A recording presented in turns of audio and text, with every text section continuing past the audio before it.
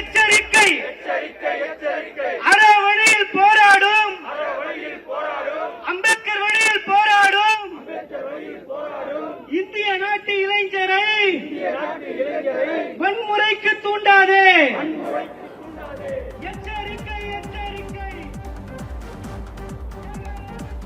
சென்னை எழும்பூரில் மாணவர்கள் மீது நடத்தப்பட்ட தாக்குதலுக்கு கண்டனம் தெரிவித்து திரைத்துறையினர் போராட்டம் மேற்கொண்டு வருகிறார்கள். அது தொடர்பான அந்த நேரலை காட்சிகளை பார்த்து வருகிறோம்.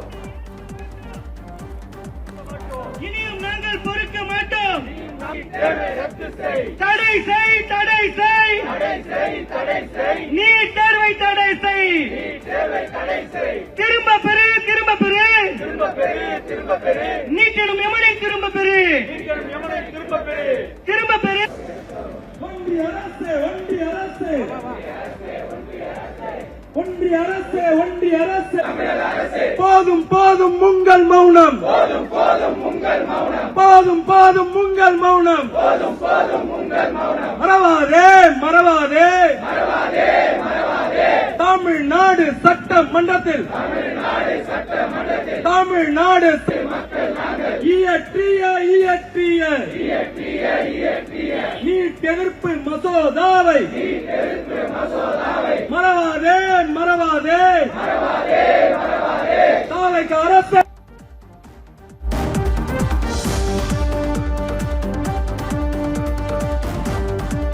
எது உனக்கு பிரைம் எஜுகேஷன், எது முக்கியமான கல்வி?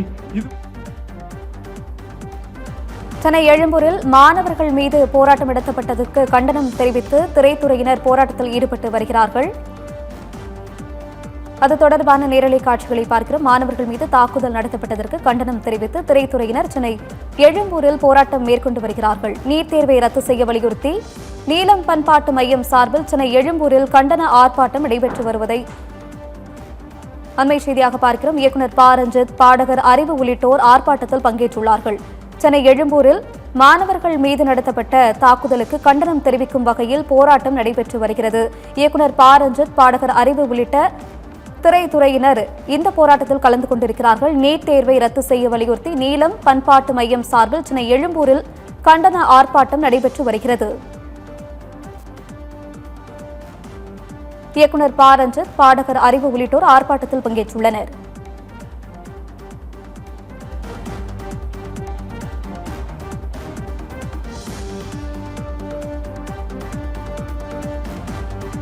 சொல்றோம் இங்கேயும் படிக்கிற நீ கோச்சிங் சென்டர்ல படிக்கிற, அப்ப இந்த பாடம் என்ன, அந்த பாடம் என்ன, அப்ப இது வேணும்னா அந்த பாடத்தை எனக்கு பள்ளியிலேயே சொல்லிக் கொடு, எல்லாருக்கும் சொல்லிக் கொடு. அது எவ்வளவு தூரம் நான் விளங்கி இருக்கிறேன், எவ்வளவு தூரம் பயனுள்ளதுன்னு நான் புரிஞ்சு படிச்சுக்கிட்டு வரேன், அதுல எனக்கு வெயி. எத்தனை எஜுகேஷனல் அந்த கோர்சஸ் இந்தியாவில் இருக்குது இல்லையா, பலவிதமான சிலபஸ் பாடத்திட்டங்கள் உள்ளது. இப்ப நம்ம ஸ்டேட் சிலபஸ் ஒன்று வச்சிருக்கிறோம், சிபிஎஸ்இன்னு ஒரு அரசு அரக்கனை உள்ள கொண்டு வந்து திணிச்சிட்டு இருக்கிறாங்க, ஐசிஎஸ்சி இருக்குது, அதுக்கப்புறம் உங்களுக்கு பேச்சுலரேட் உங்களுக்கு ஒன்று இருக்கும் ஜெனிவா கவுன்சிலோடது, எல்லாத்துலயும் படிச்சுட்டு இருக்கிறேன். ஒட்டு மொத்தமா ஒரே நுழைவுத் தேர்வுன்னா அது எப்படி சரிப்பட்டு வரும்? அப்ப எனக்கு விருப்பமான பாடத்திட்டத்துல என் பிள்ளை ரொம்ப அதிக படிப்பு சுமையின்றி படிக்கணும்ன்ற ஒரு பாடத்திட்டத்தை நான் தேர்ந்தெடுக்கிறேன். என் பிள்ளை காலையில பள்ளிக்கு போனதுல இருந்து வீட்டுக்கு வந்து வீட்டு பாடம் செய்யறதுல இருந்து மறுபடியும் ஒரு பிரைவேட் டீச்சிங் டியூஷன் சென்டருக்கு போறதுல இருந்து முழுக்க படிப்பு சுமதான் படிக்கணும்னு நினைக்கிற பிள்ளைகளும் பெற்றோரும் இருக்கிறாங்க. ஆளுக்கு ஒரு விதமா படிச்சுட்டு இருக்கிறோம். பொதுவான நுழைவுத் தேர்வு ஒண்ணு இருக்கணும்ல, எனக்கு என்ன குயிர்த்தி இருக்குன்னு எனக்கு தெரிஞ்சுக்கணும், அவ்வளவுதானே. அப்ப அந்த காமன் என்ட்ரன்ஸ் டெஸ்ட எல்லாரும் படிக்கிற பொது பாடத்திட்டத்துல தான் நீ கொண்டு வரணும். ஏன் சிபிஎஸ்இ கிட்ட கொண்டு போய் அதை கொடுத்த? சிபிஎஸ்இ இன்னைக்கு அவசரமா 1000 பள்ளிக்கூடத்துக்கு எதுக்கு அங்கீகாரம் இங்க அவசரமா புது அரசுல வாங்குற? அதுல எதுக்கு மும்மொழி திட்டத்தை கொண்டு வந்த? இன்னைக்காவது பரவாயில்ல, உச்ச நீதிமன்றத்தில் கொஞ்சம் மனசாட்சியோட பொறுப்புணர்வோட ஒரு அமர்வுல ஒரு வாரத்துக்கு முன்னாடி என்ன சொன்னாங்க, 6ல இருந்து 8ஆம் வகுப்பு வரைக்கும் நிறுத்திருங்க 3 மொழி கல்வியை, 9ஆம் வகுப்புல தொடங்காதீங்க. ஒரு பெரிய மன உளைச்சல் ஏற்படுத்தும் பொது தேர்வு வந்தாரு. ஏதோ ஒரு நன்மை நடந்திருக்கு. சிபிஎஸ்இல கொண்டு வந்து அதை நீட்டுக்கு பயன்படுத்துறேன்னு சொல்லி மும்மொழியை கொண்டு வந்து பலவிதமான இம்சைகளுக்கு ஆளாக்குறாங்க. இவ்வளவு தவறுகள் இழைத்துக் கொண்டு இருக்கிற, இதனால் எத்தனை உயிரிழப்புகள் ஏற்பட்டு கொண்டு இருக்கின்றன. அனிதா நம்மளுக்கு எவ்வளவு பெரிய விழிப்புணர்வை ஏற்படுத்தினா, அவ வீட்டுக்கு போய் பார்த்த அரசியல்வாதிகள் எல்லாம் தங்களோட சுய லாபத்தை அடைஞ்சுக்கிட்டாங்க. ஆனா அதை போன்ற கிராமப்புற இளைஞர்களுக்கு, இளம் பெண்களுக்கு, பையன்களுக்கு எதிர்காலம் நீட்டுன்ற அரக்கன் மூலமா ஏன் அச்சத்தை ஏற்படுத்தி கொண்டு இருக்கிறது? இதை நீக்கு. ஒரே ஒரு நடைமுறை எடுத்துக்காட்டு உதாரணத்தோட நான் விடை பெற்றுறேன். இங்க இருந்து 400-500 மீட்டர் தூரத்துல இருக்கிற அப்பல்லோ மருத்துவமனைகள்ல உலகத்துல இருக்கிற மிக பெரும் தவிர்க்க முடியாத தீர்க்க முடியாத நோய்களுக்கு இங்க போனா மருத்துவம் கிடைக்கும்.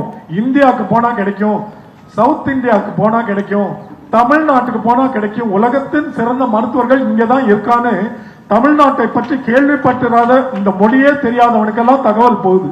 அந்த நாட்டுல மருத்துவ செலவும் ரொம்ப குறைவா, போனா இதுக்கு நிச்சயமா தீர்வு கிடைக்குமா, மிகப்பெரிய மருத்துவ அறுவை சிகிச்சை நிபுணர்கள் மேதைகள் இருக்காங்களான்னு வராங்க.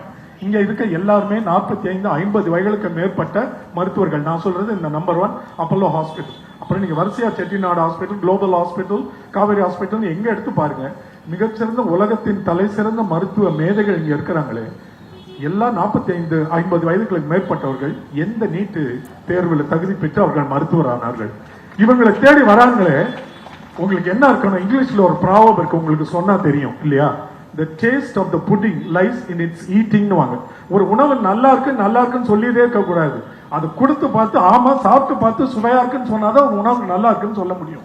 அப்ப என்னோட மருத்துவம் எல்லாம் மேதைன்னு பேர் வாங்கிக்கிட்டு உலகத்துல இருக்க அவ்வளவு பேரை ஈர்த்து இங்க மருத்துவ சேவையை தமிழ்நாட்டுக்குள்ள இதே சென்னையிலையும் மதுரையிலையும் திருச்சியிலையும் பண்ணிட்டு இருக்கானே, அப்ப அவன் நீட்டே பக்கமே போகாம, அந்த நுழைவுத் தேர்வு பக்கம் போகாம மருத்துவ பட்ட படிப்பை படிச்சு இன்னைக்கு உலகத்துக்கே இவ்வளவு பெரிய மருத்துவ சேவை பண்ணிட்டு இருக்கான்ல, இதை விட என்னடா உங்களுக்கு நிரூபணம் வேணும்?